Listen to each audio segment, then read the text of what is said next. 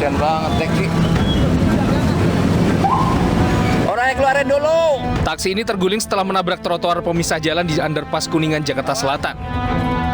Sejumlah pengendara berhenti dan berusaha menolong pengendara mobil dan penumpangnya yang sempat terjebak dari dalam mobil yang terguling. Menurut sopir, mobil terguling akibat menghindari seorang pejalan kaki yang tiba-tiba menyeberang jalan. Sehingga pengemudi langsung banting setir dan menabrak pembatas jalan hingga akhirnya mobilnya terguling. Saat pengemudi ngantuk atau bagaimana? Enggak, biasa. Biasa, cuma kaget aja berarti ya? Ada yang nyebrang. Terus kondisi Bapak sendiri bagaimana? Enggak masalah. Satu orang penumpang mengalami luka-luka dibawa ke rumah sakit, sementara pengemudi mobil masih syok. Sementara di Surabaya, Jawa Timur, minibus ini nyaris terjun ke sungai di depan Rumah Sakit Islam Jemur Sari. Kecelakaan terjadi akibat minibus menghindari kendaraan lain yang tiba-tiba memotong jalur. Upaya evakuasi minibus berlangsung dramatis dengan melibatkan kendaraan derek milik Dinas Pemadam Kebakaran Surabaya. Tidak ada korban jiwa dalam insiden ini, sementara kasusnya kini ditangani unit Laka Lantas Polrestabes Surabaya.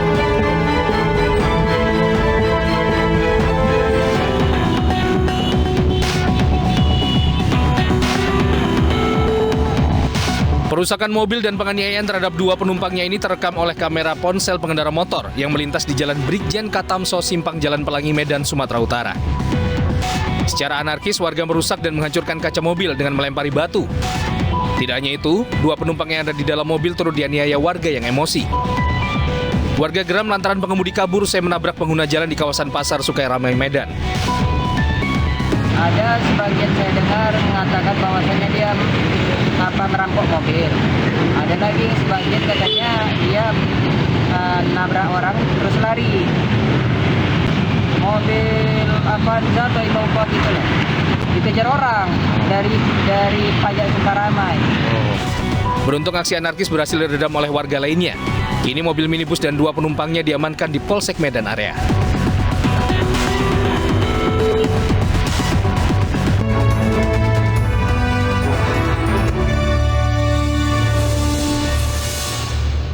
Selamat sore, kita berjumpa lagi di iNewsroom, ruang memperbarui informasi Anda yang terjadi sepanjang hari ini. Saya Abraham Silaban.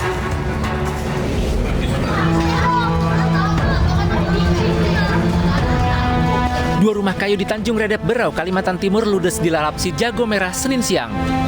Cuaca terik membuat api yang melalap bangunan yang terbuat dari kayu ini cepat membesar. Petugas pemadam kebakaran dibantu warga berupaya memutus jalur api agar tidak menyebar ke bangunan lain.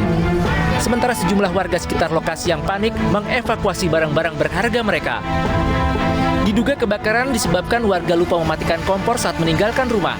Tidak ada korban jiwa dalam kejadian ini, namun kerugian ditaksir mencapai puluhan juta rupiah.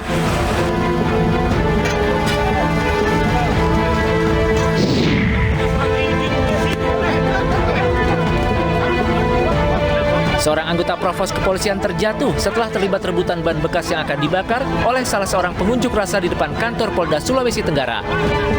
Aksi unjuk rasa digelar oleh keluarga korban Amis Ando, seorang tahanan yang meninggal di tahanan Polres Muna. Mereka menuntut polisi segera mengumumkan hasil otopsi.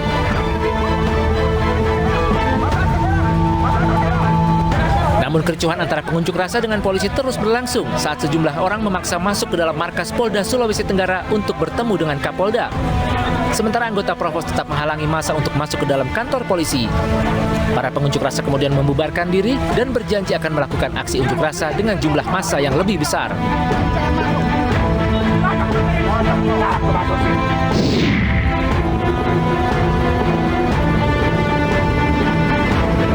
Dua narapidana lembaga pemasyarakatan kelas 2 Lubuk Linggau, Sumatera Selatan kabur dengan cara menjebol plafon dan atap di pintu samping keluar lapas.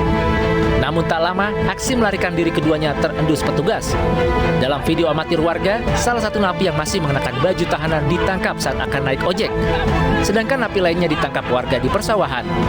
Usai dibekuk, kedua napi kasus pencurian ini langsung dibawa kembali ke dalam lapas. Namun saat akan dikonfirmasi terjadi ketegangan antara wartawan dan petugas lapas. Hingga kini pihak lapas kelas 2 Lubuk Linggau belum memberikan keterangan resmi terkait upaya kaburnya dua narapidana.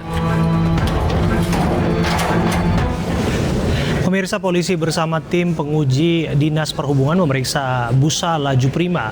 Laju prima yang memicu kecelakaan beruntun di ruas tol Purbalenyi arah Jakarta. Total dari 17 kendaraan terlibat tabrakan beruntun yang mengakibatkan sejumlah orang terluka.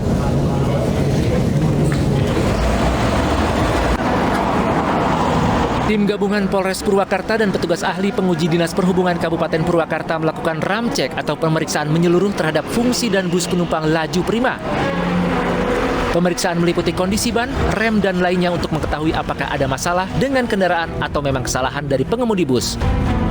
Selain itu, polisi juga telah memeriksa sejumlah saksi untuk dimintai keterangan. Saat ini, selain kami memeriksa keterangan saksi-saksi, kami pun sedang melakukan ramcek dengan saksi ahli dari Disub untuk melihat kondisi kendaraan penyebab terjadinya kecelakaan ini, apakah ada kerusakan di kendaraan, apakah itu nanti ada human error dari pengemudi kendaraan tersebut. 17 mobil rusak parah akibat dihantam bus di tol Cipularang kilometer 92 Purwakarta, Jawa Barat Minggu malam.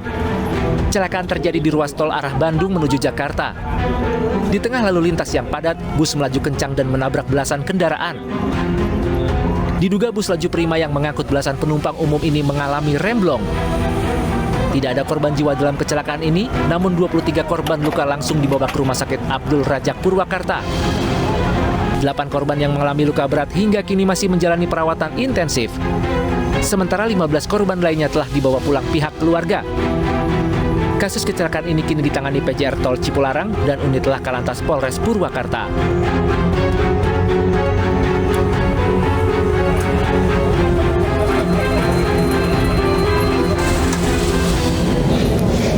Untuk mengetahui kondisi terkini korban kecelakaan beruntun di Cipularang, kami sudah terhubung dengan Irwan Saputra di Rumah Sakit Abdul Rajak Purwakarta, Jawa Barat. Selamat sore Irwan, bagaimana kondisi terkini para korban? Selamat sore Abraham. Baik, sekarang saya berada di depan Rumah Sakit Abdul Rajak Purwakarta. Akan menginformasikan untuk korban luka berat yang semula 23 orang. Di sini hingga Senin sore tinggal 8 orang. Dari 8 orang tersebut yang semula dirawat di ruang IGD, instalasi gawat darurat, sudah dipindah ke ruang perawatan di lantai 4 rumah sakit ini. Kondisi mereka sudah mulai membaik dibandingkan dengan hari kemarin. Namun mereka masih mengalami nyeri di bagian, terutama yang mengalami patah tulang di bagian kaki dan di bagian tangan. Demikian Abraham. Irwan, apakah ada korban yang barangkali ketika mereka diajak pulang oleh keluarganya sempat bercerita mengenai kronologi peristiwa tabrakan beruntun? Baik Abraham. Dari korban yang sudah saya tanyai itu ada yang mengetahui dan ada yang tidak. Kalau yang mengetahui, dia mengatakan katanya dia lagi berjalan, masa kondisi arus sedang macet, tiba-tiba itu bus dari arah Bandung itu melaju kencang. Kemudian dia menabrak kendaraan yang di depannya. Kencangnya tabrakan bukan hanya bus yang ada di depannya saja, tetapi bus kendaraan lain yang ada di depannya juga ikut tertabrak. Demikian. Oke. Sejauh informasi yang Anda ikuti, apakah polisi sudah menetapkan tersangka?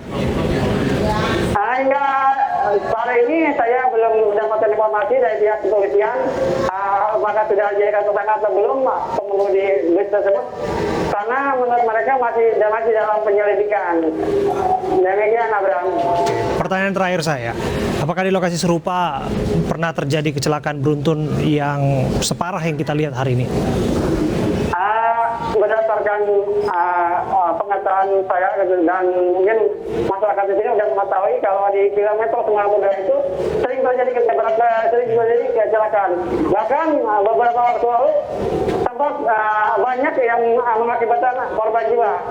Untuk kejadian semalam tadi tidak ada korban jiwa, namun beberapa waktu lalu di situ terjadi ketabrakan beruntun dan mengakibatkan banyak korban jiwa. Nah, ini jadi itu jadi pelajaran bagi siapapun yang melintas di ruas tol Purbalenyi arah Jakarta untuk senantiasa berhati-hati. Terima kasih atas laporan Anda, Irwan dari Purwakarta, Jawa Barat. Kita ke informasi berikutnya, pemirsa. Setelah dinyatakan hilang selama 3 hari, jenazah Siti Munawaro alias Anti akhirnya ditemukan oleh tim SAR gabungan. Jenazah korban ditemukan tertimbun tanah tak jauh dari lokasi kecelakaan bus pariwisata.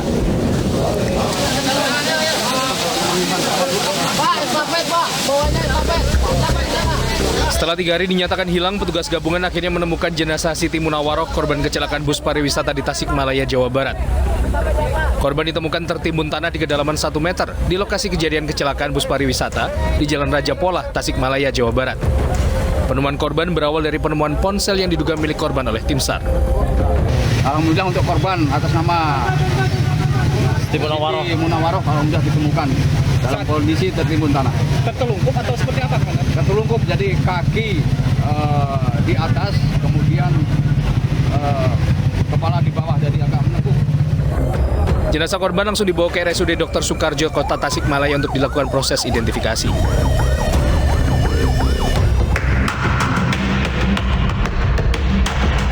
Dedi Kurnia, sopir bus pariwisata maut yang alami kecelakaan di kawasan Raja Polah, Tasikmalaya, Jawa Barat akhirnya ditetapkan sebagai tersangka. Ia ditetapkan sebagai tersangka karena lalai dalam berkendara hingga menyebabkan terjadinya korban jiwa. Atas kelalaiannya, tersangka dijerat pasal 311 Undang-Undang Lalu Lintas Angkutan Jalan Raya nomor 22 tahun 2009 dengan ancaman hukuman 15 tahun penjara. Jadi kalau pasal 311 tersebut ada unsur kesengajaan di situ karena sudah mengetahui kondisi si sopir sudah mengetahui kondisinya bahwa dia dalam kondisi ngantuk tapi tetap masih memaksakan mengemudikan kendaraan tersebut. Saat ini tersangka ditahan di sel tahanan Polres Tasikmalaya Kota. Sementara badan bus yang telah berhasil dievakuasi diamankan di Mapolsek Raja Polah. Sebelumnya, sebuah bus pariwisata yang membawa puluhan penumpang terjun ke jurang di Jalan Raya Raja Polah, Kampung Cirende, Desa Manggung Sari, Kecamatan Raja Polah, Kabupaten Tasikmalaya, Jawa Barat. Akibatnya 3 orang meninggal dunia dan 34 orang lainnya terluka. Bus pariwisata membawa sekitar 60 orang rombongan guru dan keluarga SDN Sayang Jatinangor. Bus yang datang dari arah Bandung menuju Pangandaran masuk ke jurang sedalam 20 meter.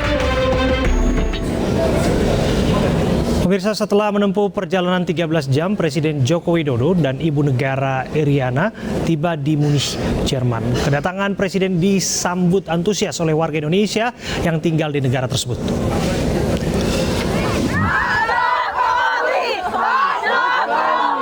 Ratusan masyarakat Indonesia menanti kedatangan Presiden Joko Widodo di hotel tempat ia menginap selama berada di Jerman. Melihat antusias masyarakat yang begitu besar, Presiden langsung turun dari mobil untuk menyapa mereka. Presiden Joko Widodo diagendakan menghadiri konferensi tingkat tinggi G7 besok di Istana Elmau, Jerman. Dari Jerman, Presiden akan bertolak menuju Rusia dan Ukraina dengan membawa misi perdamaian. Pengacara sekaligus pemegang saham Holywings, Hotman Paris Hutapea, sowan ke Ketua MUI Pusat Khalil Nafis. Kedatangan Hotman untuk meminta maaf terkait kegaduhan promo Holywings yang viral di media sosial.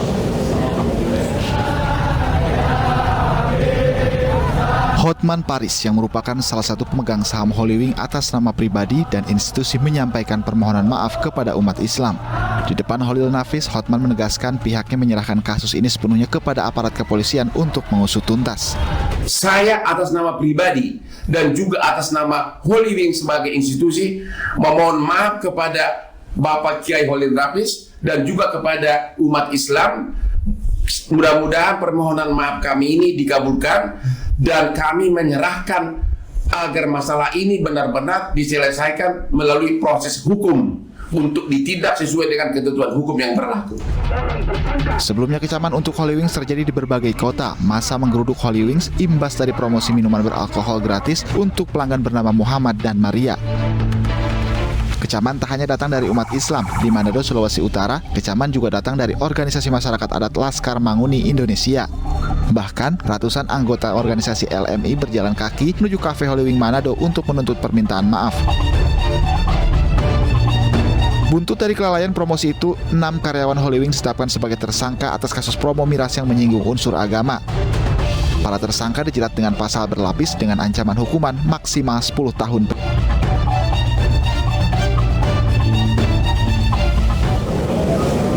Pemirsa, kasus pelecehan seksual pada anak di sebuah mal di Tangerang Selatan viral di media sosial. Informasinya kami bahas usai jeda.